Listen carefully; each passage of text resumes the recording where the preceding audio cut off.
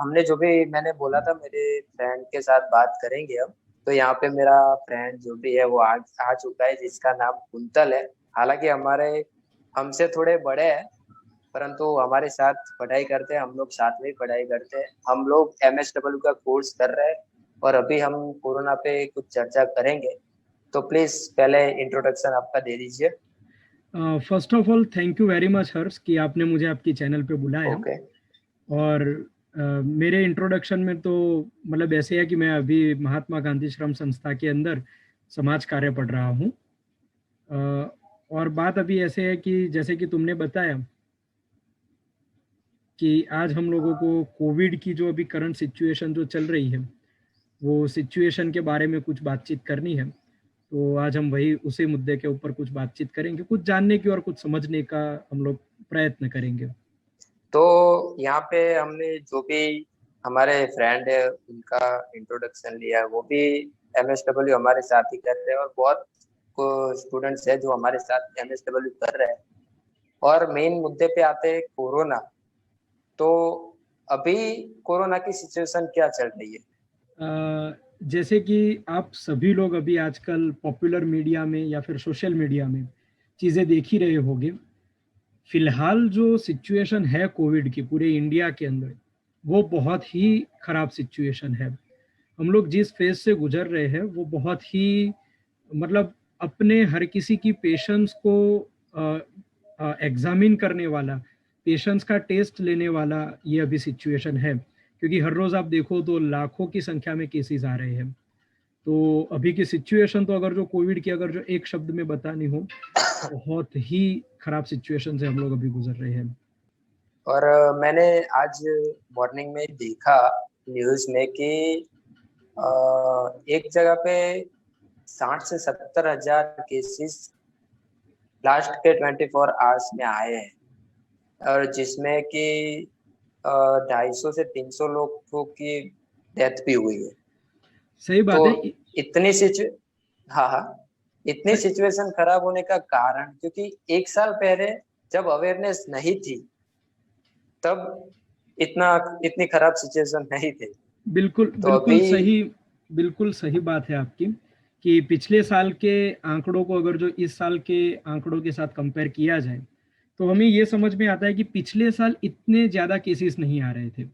हालांकि yes. ICMR की एक रिपोर्ट है, अगर जो उसको अभी 2 दिन पहले ही आईसीएमआर ने एक अपनी रिपोर्ट दी है। अगर जो उस रिपोर्ट को हम लोग माने तो उनका कहना ये है कि भाई जो मोर्टालिटी रेट है वो पिछले साल के जितना ही है। मतलब जितने पॉजिटिव केस में से लोग मर रहे हैं, लोगों की जो फैटालिटी है वो फैटालिटी का रेट ऑलमोस्ट पिछले साल जैसा ही है, ऐसा आईसीएमआर क्लेम कर रहा है। लेकिन आपका क्वेश्चन बड़ा सही है कि पिछले साल इतनी लोगों के बीच में अवेयरनेस नहीं थी, लोग इतना इसके बारे में जानते नहीं थे, लेकिन फिर भी इतने केसेस नहीं आ रहे थे। इसके लिए दो प्रमुख कारण रिस्पॉन्सिबल हैं मेरी दृष्टि से। अगर जो देखने जाए तो लोगों में पिछले साल अवेयरनेस नहीं थी, लेकिन इस साल लोगों के अंदर बहुत ज्यादा अवेयरनेस आ गई। लोग बिना यस, मा, लोग वो भी बिना है। मास्क लोग बिना मास्क पहने घूमने लगे। अगर जो आज से 2 महीने पहले की हम लोग सिचुएशन को देखें कि जब यहाँ पे इलेक्शंस का टाइम चल रहा था स्पेशली गुजरात के अंदर, तो उसके आसपास के वक्त के अंदर जो भी लोग घूम रहे थे या जो भी लोग कहीं पे भी जा रहे थे वो लोग कोई प्रिकॉशंस फॉलो नहीं कर रहे थे। इसको मैं ज्यादा अवेयरनेस इसके लिए कहता हूँ क्योंकि लोगों ने जब टीवी में या फिर मतलब पॉपुलर मीडिया में या फिर सोशल मीडिया में जब ये देखना शुरू किया कि जो केसेस है वो कम हो रहे हैं या फिर केसेस है वो कंट्रोल में आ गए हैं, तो लोगों ने सोचा कि अब कोविड की जो महामारी है वो खत्म हो चुकी है, अब तो वैक्सीन भी बटने लगी है, तो अब किसी को कुछ नहीं होगा।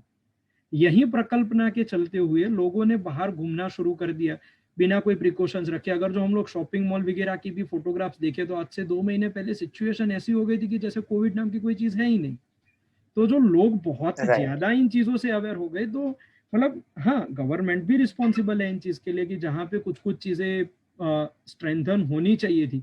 जैसे कि गवर्नमेंट की जो टेस्टिंग फैसिलिटीज थी उसको भी 2 महीने पहले कम कर दिया गया था। आप अहमदाबाद में चले जाओ, क्योंकि मैं अहमदाबाद से हूँ। तो जब मैं आज से 2 महीने पहले अहमदाबाद में देखता था तो हर चौराहे पे पहले टेस्टिंग के सेंटर्स लगे हुए थे, लेकिन 2 महीने पहले वो यस। सारे सेंटर्स हटा लिए गए थे। फिर अचानक से जब केसेस और ज्यादा बढ़ने लगे तो अब हर जगह पे वापस टेस्टिंग सेंटर आ गए हैं।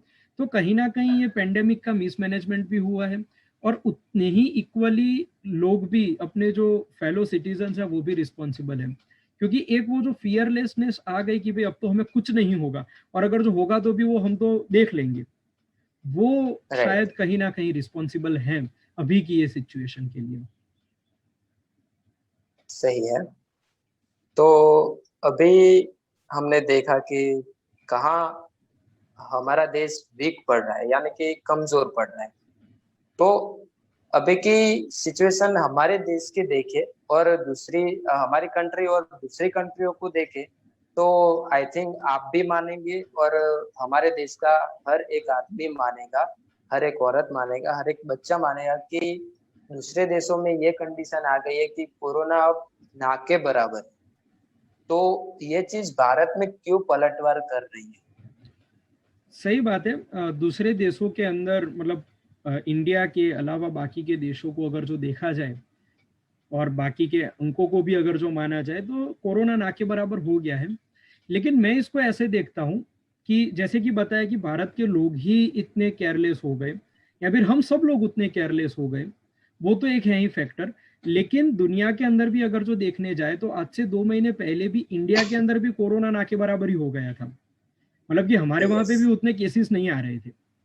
तो यस। पेंडेमिक ऐसे ही फंक्शन, जहां तक मैं पेंडेमिक्स को समझता हूँ, या फिर मेरी स्टडी है पेंडेमिक्स के बारे में, उतने में मैं ये समझता हूँ कि पेंडेमिक ऐसे ही फेजेस में काम करता है, कि पहले बहुत बढ़ जाएंगे, फिर अचानक घटने लगेंगे, फिर अचानक से बढ़ जाएंगे। तो पेंडेमिक ऐसे ही काम करता है। तो अभी जिन देश के अंदर अंक नहीं आ रहे हैं उतने, मैं आशा करता हूं कि वहां के जो सिटीजन्स हैं वो भी इतने केयरलेस ना हो जाए, क्योंकि अगर जो वो हो गए, तो बाहर के किसी और देश में भी ऐसी सिचुएशन होना बड़ी आम है। और वैसे भी हमारी जनसंख्या भी बहुत ज्यादा है, तो अगर जो हम देखने जाए, तो अगर स्प्रेड होगा, तो मतलब नेग्लिजेंस के कारण भी हुआ तो भी बहुत ज्यादा हो ही जाएगा। तो वो एक प्रमुख कारण है। बाकी देश में अंक नहीं आ रहे हैं, आंकड़े उतने पॉजिटिव केसेस के नहीं आ रहे हैं, लेकिन इससे उन लोगों को शुक्र मनाने की जरूरत नहीं है। पेंडेमिक है, कहीं भी कभी भी वापस से फैल सकता है। सही बात कही आपने। देखने जाए और इस बात को समझने जाए तो पेंडेमिक का एक मुख्य कारण रह सकता है कि अचानक से सामने आ जाता है, अचानक से चला जाता है। ऐसे ये बात ऐसी हो गई कि कोई भी दुख या फिर कोई भी सुख कह के नहीं आता है। हाँ हाँ, एग्जैक्टली। तो ये एक, हाँ, राइट, तो ये एक बात हो गई। तो यहाँ पर हम तीसरी चीज देखने जाए तो आप गवर्नमेंट को किस तरह से देख रहे हैं, क्योंकि बहुत सारी न्यूज चैनल ये दिखा रही है कि गवर्नमेंट, जो भी अभी हमारे सरकार है, वो आंकड़े छुपा रही है या गलत आंकड़े दिखा रही है जनता को, पब्लिक को। और न्यूज़पेपर में भी ये हेडलाइंस आ जाती है कि गवर्नमेंट ओरिजिनली ये आंकड़ा है और गवर्नमेंट ने हमें ये आंकड़ा दिखाया है। तो इसको किस तरह से आप क्लेरिफाई करें? तो मैं ये बता रहा था कि जो गवर्नमेंट के यस। आंकड़े आ रहे हैं, वो कहीं ना कहीं तो सही ही है। मतलब वो कम, मतलब ऐसे नहीं होगा कि इससे कम केसेस आ रहे होंगे और गवर्नमेंट ज्यादा को रिपोर्ट कर रही है, ये होना पॉसिबल नहीं है। क्योंकि गवर्नमेंट फैसिलिटीज में जितने केसेस को अब ये लोग टेस्ट करते हैं, वो फिर चाहे रैपिड एंटीजन से करते हो, आरटीपीसीआर से करते हो, या फिर एचआरसीटी से करते हो, वो टेस्ट करने के बाद जितने भी लोग पॉजिटिव आते हैं, उनको तो ये लोग पॉजिटिव करार देते ही है। मतलब ये नहीं है कि अभी अगर जो 25,000 केस, माने हम लोग फिगर एग्जाम्पल के लिए लेते हैं कि 25,000 केसेस पॉजिटिव आते हैं, गवर्नमेंट ये जाहिर करती है, तो 25,000 तो पॉजिटिव है ही। ऐसा नहीं है कि भाई 24,000 लोग पॉजिटिव है, 25,000 तो पॉजिटिव है ही, तो वो तो फिगर सही है। अभी कुछ कुछ प्राइवेट लेबोरेटरीज ऐसी है कि जो ये तीनों टेस्ट करती है, लेकिन वो कहीं ना कहीं गवर्नमेंट रिकॉर्ड में छूट जाते हैं, वो गवर्नमेंट रिकॉर्ड में कहीं ना कहीं नहीं आ पाते हैं। तो और अगर जो आते भी होंगे तो भी लेट आ जाते होंगे, या फिर आने में देर लग जाती होगी। तो इनके कारण कहीं ना कहीं ये जो अभी केसेस रिपोर्ट हो रहे हैं, इससे तो ज्यादा ही केसेस अभी पॉजिटिव हो गए। और शायद न्यूज चैनल जो पॉपुलर मीडिया अपना है, वो भी शायद वही दिखाने की कोशिश कर रहा है कि जितने केसेस हम लोगों को दिख रहे हैं, उससे तो बहुत ज्यादा केसेस बाहर हैं। तो यहाँ पर देखने जाए तो गवर्नमेंट सिर्फ अपने जो भी गवर्नमेंट हॉस्पिटल्स है, उनके आंकड़े ही बाहर निकाल रही है। देखने जाए तो ये चीज सही है। गवर्नमेंट फैसिलिटीज में होने वाले केस के आंकड़े, वो फिर चाहे बाहर तंबू लगा के वो लोग करते हो, या फिर कुछ कुछ जो हॉस्पिटल्स है या फिर कुछ कुछ जो टेस्टिंग फैसिलिटीज है वो गवर्नमेंट के साथ एफिलिएटेड है, प्राइवेट लेबोरेटरीज वगैरह भी, तो उनके तो अंक सही आ जाते हैं। मैं उनकी बात कर रहा हूँ कि कहीं गांव देहात के अंदर कोई होगा कि जो प्राइवेट अपनी लेबोरेटरी खोल के बैठा होगा, और वहां पे जिनकी टेस्टिंग होती है वो आंकड़े कहीं ना कहीं छूट जाते हैं। बाकी गवर्नमेंट की फैसिलिटीज से हाँ जो भी टेस्ट होते हैं उनके तो अंक सही ही सामने आ रहे हैं।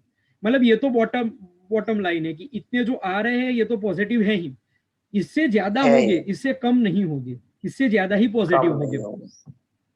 यस यस यस, सही है। तो इसके बारे में भी जाना हमने, देखने जाए तो आपकी जो भी बात है तो उसको हम खंगाले, यानी कि थोड़ा सोचे उसके बारे में, तो सही भी है। क्योंकि गवर्नमेंट अभी जिस हालत से हम समझ रहे हैं, क्योंकि गवर्नमेंट पे भी एक बहुत खराब असर पड़ा है इस चीज का, तो गवर्नमेंट अभी बहुत नाजुक है। दिल्ली में तो लॉकडाउन लग चुका है, और दूसरे कई कई जगह पे लॉकडाउन छोटे, यानी कि एक वीक का जैसे 7 डेज का लग चुका है। तो गुजरात में अभी भी लॉकडाउन की कोई भी संभावना नहीं है। वो आज सुबह मैंने रूपाणी जी, यानी कि हमारे जो भी चीफ सीएम मिनिस्टर। है, यस, तो उनके द्वारा ये न्यूज दी गई है कि अभी लॉकडाउन का जो भी क्या निर्णय रहेगा, जो भी एक आंसर रहेगा कि लॉकडाउन करे या नहीं, तो वो रूपाणी जी ऐसे बता रहे हैं कि वो हम एकदम लास्ट में देखेंगे उसको। हमारे पास कोई भी रास्ता नहीं होगा तब हम लॉकडाउन के बारे में सोचेंगे। तो अभी सीएम रूपाणी जी का कहना शायद ऐसा होगा कि और सिचुएशन और भी खराब हो। देखने जाए तो ये चीज सबके मन में आएगी, ऐसा नहीं कि हम बता रहे, सबके मन में ऐसा आएगा। सही बात है। वैसे मैं गवर्नमेंट का कोई रिप्रेजेंटेटिव तो नहीं हूँ, लेकिन चीज़ों को बहुत सारे पहलुओं से देखने की कोशिश करनी चाहिए। जब सरकार यह कहती है कि तालाबंदी यानी कि लॉकडाउन आखिरी ऑप्शन होना चाहिए, तो सरकार भी अपनी जगह पे गलत नहीं है। क्योंकि हमने पिछली बार भी, और आपने बड़ा सही उदाहरण दिया कि दिल्ली के अंदर तो जैसे पूरे स्टेट के अंदर लॉकडाउन लग गया है, तो जब दिल्ली के अंदर भी लॉकडाउन लगा तो चाहे कितनी भी वहां के आदरणीय मुख्यमंत्री जी अरविंद केजरीवाल जी ने जितनी भी रिक्वेस्ट करी कि भाई जो भी मजदूर हैं जो गांव देहात से माइग्रेट करके आए हुए हैं, वो मजदूरों से उन्होंने बड़ी विनती करी कि आप यहीं पे रुक जाना, हम आपका ख्याल रखेंगे। लेकिन फिर भी जब हम दिल्ली के अंतरराज्यीय बस अड्डे की फोटोग्राफ्स देखते हैं कि बहुत सारी संख्या में बहुत से लोग वहां पे इकट्ठा हो गए थे, तो एक तो ये एस्पेक्ट है कि अगर जो ऐसे अचानक से लॉकडाउन लग गया तो चांसेस है कि जो बाहर से आए हुए श्रमिक हैं वो कहीं पे इकट्ठा हो जाएंगे और ज्यादा स्प्रेड हो जाएगा, और वो श्रमिक में से अगर जो कोई पॉजिटिव हुआ तो वो गांव तक वापस पूरी वेव को लेके जाएगा। तो एक तो ये एस्पेक्ट है। दूसरा ये भी है कि जैसे हमने पिछली बार बार की जो बहुत लंबी तालाबंदी बार, हालांकि पूरे विश्व की सबसे लंबी और सबसे कठिन सबसे मजबूत तालाबंदी भारत ने लगाई पिछले साल, लेकिन उसके अर्थव्यवस्था पे जो भी अ, उसके जो रिजल्ट्स आए, जो कॉन्सिक्वेंसेस आए, वो भी हम लोगों के सामने हैं कि हमारी पूरी अर्थव्यवस्था चरमरा गई। तो अभी ऐसे सिचुएशन के अंदर फिर से तालाबंदी करना बहुत ही ज्यादा अपने अर्थतंत्र के लिए और लोगों के स्वास्थ्य के लिए भी कहीं ना कहीं, क्योंकि कुछ लोग ऐसे आर्ग्यूमेंट भी करते हैं कि भाई इकोनॉमी तो बाद में भी खड़ी हो जाएगी लेकिन लोगों के स्वास्थ्य का क्या। तो इसमें भी ये चीज है कि अगर जो लोग गांव देहात में वापस चले गए शहरों को छोड़ के, तो वहां पे भी वापस से फैलने की चांसेस है। तो दोनों एस्पेक्ट से देखना चाहिए, और जब ऐसा लगे कि भाई अब लॉकडाउन के अलावा और कोई ऑप्शन नहीं है ये चेन को ब्रेक करने का, तभी वो अप्लाई करना चाहिए। और कुछ कुछ जगहों पे गुजरात में भी जहाँ पे केसेस बहुत ज्यादा बढ़ रहे हैं, जैसे कि मैं एक छोटा सा एग्जांपल पाटन डिस्ट्रिक्ट का देना चाहता हूँ कि पाटन डिस्ट्रिक्ट के अंदर केसेस बहुत ज्यादा गति से बढ़ रहे थे, तो चैन को कोविड की चैन को तोड़ने के लिए तालाबंदी करना जरूरी ही है। ऐसे नहीं है कि तालाबंदी कोई ऑप्शन ही नहीं है। तो पाटन डिस्ट्रिक्ट एडमिनिस्ट्रेशन ने जो भी वहाँ के सारी यूनियंस थी, जो ट्रेड यूनियंस थी, दुकानें वगैरह के जो मालिक थे, उन लोगों को बुलाया, व्यापारी संगठनों को बुलाया, और उनसे बातचीत करी कि भाई अभी ऐसी सिचुएशन है तो हम लोग क्या करें। तो उन्होंने पाटन का जो जिला व्यवस्थापन है उन्होंने ये डिसाइड किया कि हम लोग साथ में मिलके एक सेल्फ लॉकडाउन दे देते हैं कि हम लोग 1 वीक तक सारी दुकानें बंद रखेंगे। आप लोग सुबह 2 घंटे के लिए खोलो तो लोगों को एसेंशियल चीजें मिल जाए, 6 से 9 2-3 घंटे तक खोल दो, फिर पूरा दिन दुकानें बंद रखो तो लोग बाहर नहीं निकलेंगे। तो ऐसे पाटन डिस्ट्रिक्ट जैसे स्टेप्स ले रहा है, वैसे ही अभी पंचमहाल से भी खबरें आ रही हैं, बाकी के और भी कई जिलों से ऐसी खबरें आ रही हैं। तो गुजरात में ऐसे माइक्रो लेवल पे नीड बेस्ड लॉकडाउन होना चाहिए, लेकिन पूरा फिर से लॉकडाउन में झोंक देना कहीं ना कहीं वो भी एक अफरा तफरी में आके लिया हुआ निर्णय साबित हो सकता है। इसके बारे में और भी ज्यादा चीजों को समझना और एस्पेक्ट्स को अंडरस्टैंड करके ही लॉकडाउन इम्प्लीमेंट करना चाहिए, हाँ हाँ। क्योंकि ऐसा ना हो जाए कि एक उल्लू को सीधा करते करते बाकी 4 उल्लू उल्टे हो जाए। ये भी एक हमें ध्यान रखने की अभी जरूरत है। तो यहाँ पे देखने जाए तो हमारे गुजरात के जो सीएम है वो शायद इन सब एस्पेक्ट के सबको साथ में लेके ही शायद वो ऐसा बोल रहे हैं कि ये चीज हम अंत ही रखेंगे। सही बात है, सही बात है, हो सकता है। हालांकि कोई उनकी जो मीटिंग्स हुई होगी सेक्रेटेरिएट में उनकी कोई डिटेल्स बाहर नहीं आई है, लेकिन ये एस्पेक्ट हो सकते हैं, क्योंकि अगर जो हम लोग तार्किक रूप से सोचने जाए तो ये चीज संभव है कि शायद सरकार इस दिशा में सोच रही हो, क्योंकि हमने देखा है, हमारी आंखों से हमने देखा है कि किस तरीके से अर्थव्यवस्था चरमरा गई थी, या फिर किस तरीके से जो श्रमिक थे वो रास्तों पे आ गए थे। तो शायद ये भी सारी चीजें अभी उनके ध्यान में हो सकती है। अभी एक जो अभी हम दोनों जो भी बात कर रहे हैं तो हम दोनों एक स्टूडेंट है, समझ रहे हैं आप। तो अभी हम थोड़ी उस सिचुएशन से हमारी सिचुएशन में आ रहे हैं स्टूडेंट की लाइफ में। तो अभी न्यूज में आपने भी देखा है और ये अभी वीडियो जो भी देख रहे हैं आप लोग, आप सभी को भी पता है कि बहुत सारी बड़ी बड़ी एग्जाम 10th 12th तो सभी के एग्जाम को अभी कैंसिल कर दिया गया। 12th की शायद अभी एक्सटेंड की है, 10th की कैंसिल कर दी गई है, 12th की पोस्टपोन करी है। राइट। यस।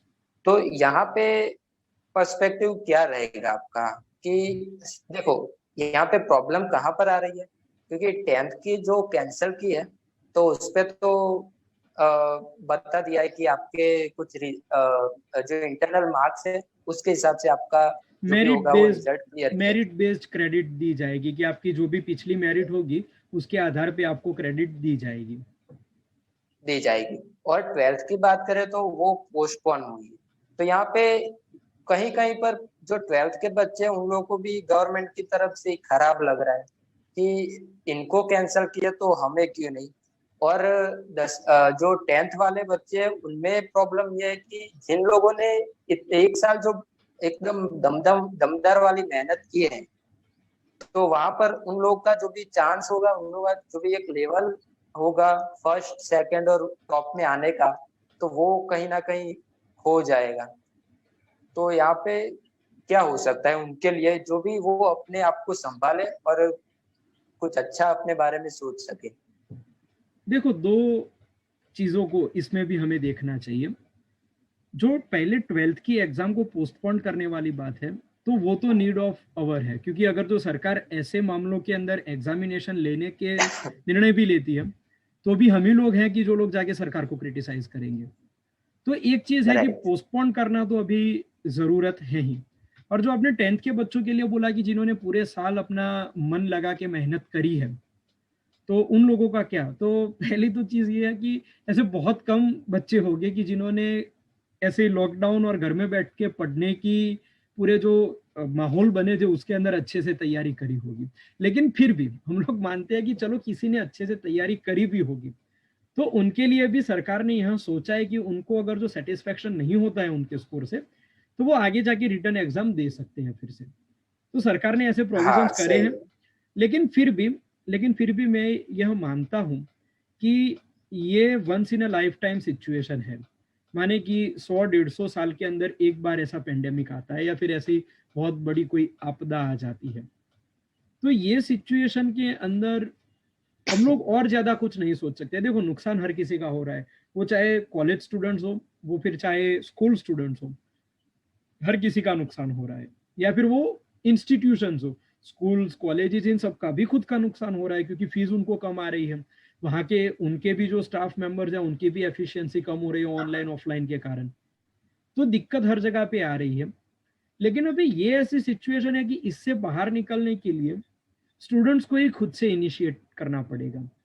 मतलब एग्जामिनेशन में स्कोर तो बात की बात है, लेकिन अभी ऐसा वक्त है कि जहाँ पे बच्चों को मोबाइल्स में जो पबजी वगैरह जैसी गेम्स जो खेलते हैं उसमें जो टाइम वेस्ट करते हैं, उसकी जगह पे उनको कंस्ट्रक्टिवली अपने करियर के बारे में सोचना चाहिए।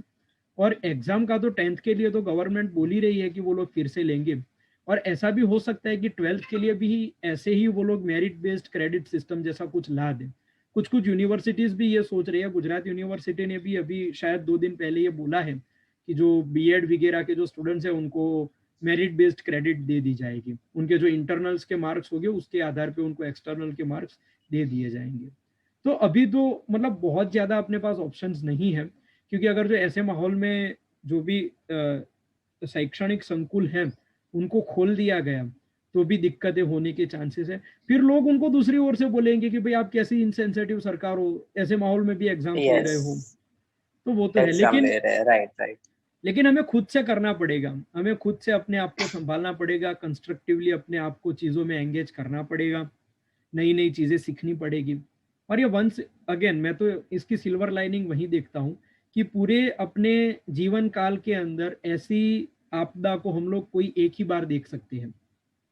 तो इसके बाद ना जब इस आपदा से हम निकल जाएंगे ना, आज से जब 50 50 60 साल बाद जब हम मीन्स कोविड के महामारी के बारे में बात करेंगे, तो हमारे पास भी कहने के लिए कितने किस्से और कहानियां होगी कि भाई हमारी भी कॉलेजेस बंद हो गई थी, हमारी भी स्कूल्स बंद हो गई। तो ऐसे सिल्वर लाइनिंग हाँ, देखनी चाहिए, और अपने आप को संभाल के संजो के अपने से हो पाए उतनी मेहनत करना शुरू रखना चाहिए। तो जो भी पेरेंट्स अभी ये देख रहे हैं, जो भी स्टूडेंट्स देख रहे हैं, तो प्लीज अपने आप को संभालिए, पर कोई नेगेटिव थॉट अपने दिमाग में ना लाइए तो बहुत अच्छा रहेगा। ओनली पॉजिटिव थिंकिंग रखिए। ऐसा नहीं कि नेगेटिव थिंकिंग ना ही रखना अच्छा है, परंतु जिस चीज को हम जितना अच्छी तरीके से देख सके तो वो हमें अच्छा ही लगता है। ये एक फिलोसॉफी है। और जिस चीज को अच्छी है ओरिजिनली में, पर हम उसको जितना खराब तरीके से देखेंगे तो वो खराब ही रहेगा हमारे लिए। तो बिल्कुल ये सही चीज बात है। एक एक फिलोसॉफी है कि आप जो भी गवर्नमेंट कर रही है हमारे लिए ही कर रही है। और जो स्टूडेंट की बात की, एग्जाम पोस्टपोन या फिर कैंसिल करने की बात की, तो वो गवर्नमेंट पे ही छोड़ दीजिए। और ये कुंतल भाई ने हमें बताया कि जो भी पेंडेमिक होता है, जो भी एक महामारी होती है, वो बहुत टाइम के बाद एक बार हमें देखने मिलती है। हम ऐसा नहीं सोचते कि हमें देखने मिले ही, ना मिले तो हमारे लिए बहुत बेहतर है।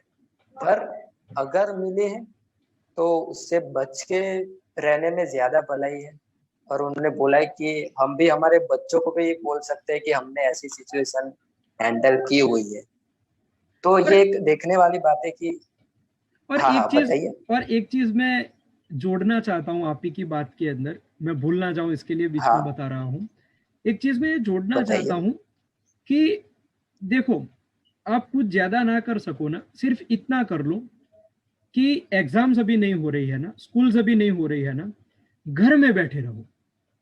क्योंकि मैं आजकल कई बच्चों को देखता हूँ कि वो बाहर घूमने निकल जाते हैं, कहीं पे भी चले जाते हैं कि चलो भाई हम लोग तो क्रिकेट खेल लेंगे। तो अभी छुट्टियां क्रिकेट खेलने के लिए नहीं मिली है, अभी छुट्टियां घूमने पसारने के लिए नहीं मिली हुई है। घर में रहो तभी सुरक्षित रहोगे। जब तक बिल्कुल सही है। जरूरी ना हो घर से बाहर प्लीज ना निकलो। और इस बार तो सेकंड वेव के अंदर बच्चों को भी पॉजिटिव आ रहा है। पिछले साल तो ऐसा था कि यस। बच्चों को उतना नहीं आ रहा था, लेकिन इस बार तो जो डबल म्यूटेशन हुआ है उसके कारण बच्चों को भी पॉजिटिव आ रहा है। तो कृपया और करके, नॉर्मल बंदे से ज्यादा इफेक्ट भी हो रहा है हो रहा बच्चों है, को। सही बात है, बिल्कुल सही बात है। इसीलिए घर में ही रहो, बाहर बिल्कुल ना जाओ। जब तक बिल्कुल जरूरी ना हो तब तक अपना जो द्वार है, पिछले साल जैसे हमारे आदरणीय प्रधानमंत्री जी ने बोला था कि अपना जो घर है उसको, उसके दरवाजे को अपनी लक्ष्मण रेखा बना लो, उससे बाहर मत जाओ। बच्चों को तो खास और बड़ों को भी, मतलब आपने जैसे बोला कि कहीं पेरेंट्स भी होंगे कि जो शायद हमारे इस वीडियो को देख रहे होंगे, तो मैं उनसे भी अनुरोध करता हूँ, उनके बच्चे के जैसे उनसे अनुरोध करना चाहता हूँ कि आप घर में रहिए। वहीं अभी एक चीज है कि जो हमें इस महामारी से बचा सकती है। ना कोई वैक्सीन उतना असर कर पाएगी, ना कोई दवाई उतना असर कर पाएगी, ना कोई लॉकडाउन उतनी असर कर पाएगी, जितना हम लोगों का घर में रहने का निर्णय हमें बचा पाएगा। तो प्लीज घर में बने रहे, ना निकलो कहीं बाहर। आप कोई उतनी इंपॉर्टेंट पोजीशन होल्ड नहीं करते हो कि आपके घर के बाहर न जाने से पूरी दुनिया रुक जाएगी। प्लीज घर पे बने रहो। घर पे रहना ही ज्यादातर सही है, क्योंकि आपको, हमें और हमारे जो भी क्लासमेट्स है, उन लोगों को भी अभी घर पे हमें बोल दिया गया है हमारी कॉलेज की तरफ से। तो आई थिंक ये अच्छा रहा होगा, क्योंकि आप भी देख रहे थे कि हमारी एग्जाम खत्म होने के बाद हमें बोला गया कि कॉलेज स्टार्ट होगी, परंतु एक दो दिन में ही हमारे सामने एक आंसर आ चुका था, एक नोटिस आ चुके थे कॉलेज की तरफ से कि अब तो भाई घर पे ही रहो। तो ये चीज थी, तो एटलीस्ट हमारे लिए सोचने जाए तो हमारे लिए अच्छा है।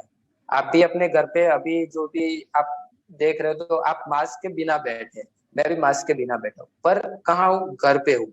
घर पे एक प्रोटेक्शन हमें मिलता है, एक ऐसा एनवायरनमेंट मिलता है जो हमें एक अच्छी एयर प्रोवाइड करता है, एक अच्छा ऑक्सीजन प्रोवाइड करता है।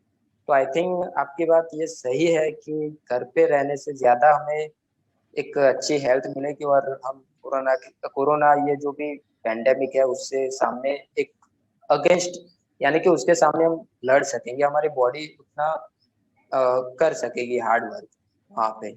मैं तो ये कहता हूँ, मतलब मैं ये बोलूंगा, शायद किसी को ये अतिशयोक्ति लगे, एग्जैजरेशन लगे, लेकिन मैं तो इस हद तक बोलना चाहूंगा कि घर में रहने से सरकार का डिसीजन है ना, सरकार को लॉकडाउन देना ना देना। सरकार दे या ना दे, हम तो खुद से सोच सकते हैं हाँ ना हाँ, कि हम घर में रहेंगे। सही है। अगर मैं ही ये सोच लूं कि मैं बिना काम के घर के बाहर नहीं निकलूंगा, जब तक कोई ऐसे निकलूंगा। काम आ गया कि भाई नहीं अब तो जाना ही पड़े ऐसा है, तब जाओ। तब ऐसे रोक के रहने की बात नहीं है। लेकिन जब कोई काम ही नहीं है, सिर्फ मैं ऐसे लटार लगा के आ जाता हूँ, या फिर फला फला जगह पे मैं जाके आ जाता हूँ, वो मत करो यार। वो ही एक चीज है कि जो हमें पेंडेमिक से अब बचा सकती है। क्योंकि जिस तरीके से ये पेंडेमिक बेकाबू हुआ है, ये कोरोना की महामारी काबू के बाहर निकल चुकी है, अब तो हमें सिर्फ वही बचा सकता है। शायद ऊपर से ईश्वर भी देख के, अगर जो हैं, तो वो भी ऊपर से देख के यही बोल रहे होंगे कि भाई रुक जाओ घर में, बाहर ना निकलो। वही चीज हमें बचा सकती है अभी तो।